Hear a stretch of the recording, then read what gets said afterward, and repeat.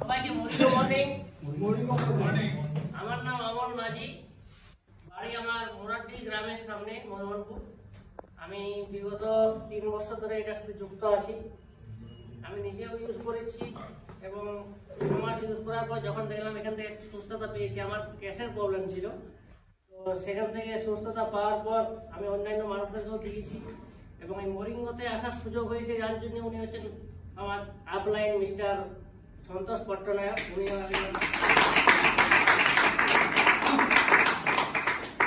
উনিও একজন শিক্ষক, আমরা দুজনে পাশাপাশি গ্রামেই শিক্ষকতা করি। তো আমার হাত দিয়েও 8-10 জন মানুষের সুস্থতা এসেছে যারা সুগার পেশেন্ট ছিলেন। একজন সুগার পেশেন্ট যার বয়স 26 বছর বয়স, 470 সুগার ছিল এবং কোইন্সিডেন্টালি দেখা যায় যে তার জেঠামশাই সুগার পেশেন্ট ছিল এবং মারা গেছেন উনি। তো ওর একটা ভয় এসে গেছিল যে আমিও হয়তো সুগার হয়েছে আমার, আমিও মারা যাবো। তো একদিন হঠাৎ আমি বাড়ি যাই, ওর সাথে দেখা হয়। ও দেখছি খুব চিন্তায় আছে, আমার থেকে অনেক জুনিয়র। আমি বলছি, ওর নাম নিয়ে বললাম যে কি ব্যাপার। ও বলছে অমলদা তুমি জানো না? বলি কি ব্যাপার? যে আমার সুগার হয়েছে, আমিও মারা যাবো। তো আমি বলি এরকম কেন মনে হচ্ছে? বলছে আমার জেঠার সুগার ছিল, জেঠা মারা গেছে, তাই আমি আর কতদিন বাঁচবো। তারপর ওকে আস্তে আস্তে আমি বিষয়টা বলি, ও বিষয়টা অ্যাকসেপ্ট করে।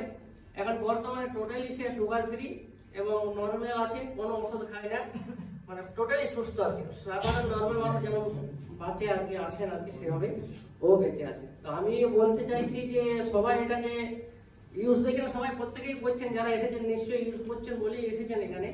তো তাদের মাধ্যমে যদি আমরা বাকি সমাজের অন্যান্য মানুষকে যদি সুস্থতা দিতে পারি, এটাই হচ্ছে আমাদের কাছে একটা বড় চ্যালেঞ্জ। কারণ আগামী দিন আমাদের যে পৃথিবীর যে অবস্থা, তাতে তো আমরা দেখতেই পাচ্ছি বিভিন্ন রকমের রোগ দিনের দিন আসছে। আগামী দিনে হয়তো আরো এটা বেড়ে যাবে, কারণ ফুড যেটা পয়জনিং যেটা আছে সেটাও বেড়ে যাচ্ছে।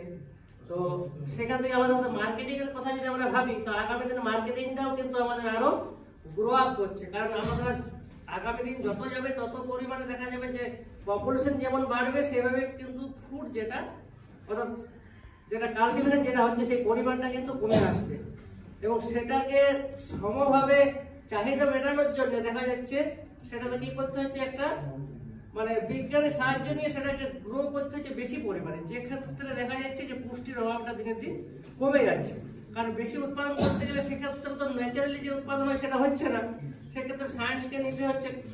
তার জন্য এটা সমস্যাটা বেড়ে যাচ্ছে এবং আগামী দিনে এটা আরো বাড়বে এবং বেশি করে মানুষের কাছে যদি আমরা পৌঁছাতে পারি, তাহলে আমরা আরো বেশি মানুষকে সুস্থতা যেমন দিতে পারবো, সেই সাথে সাথে আমরা নিজেদের ইনকামের পার্টটাও কিন্তু বাড়াতে পারবো। এই বলে আমার সামান্য বক্তব্য শেষ করছি।